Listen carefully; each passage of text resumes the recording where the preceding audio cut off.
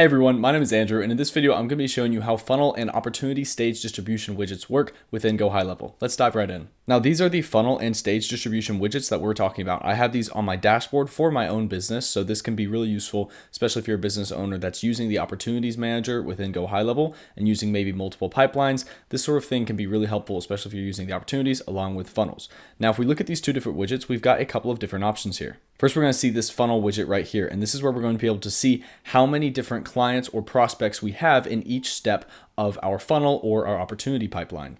Not only will we be able to see how many contacts are in this pipeline, but this screen is best for showing us how much value is in each step of the pipeline. So as you see these different stages being opportunity created, loom sent, booking confirmed, no-show, etc. These are all different stages within our opportunities manager. So if we head to opportunities, I'll go ahead and show you this.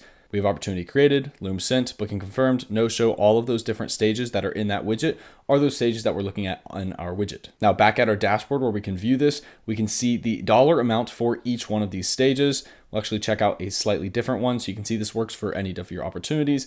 You can see this one has 22,000, this one has 22, this one has 7, this one has 6, and so on. So this is what our funnel widget looks like. Keep in mind, this is not talking about actual websites in terms of funnels. This is talking about the funnel as in funneling down clients through your pipeline. We can also look at our stage distribution widget, which can be set up in lots of different ways. This one is set up as a donut, and we can see all of our different stages on the right-hand side. We can see the number of people in that stage as well as the dollar amount. We can also adjust the settings of both these widgets in lots of different places in our sub account, whether it's in reporting or in dashboard. Here we're in dashboards.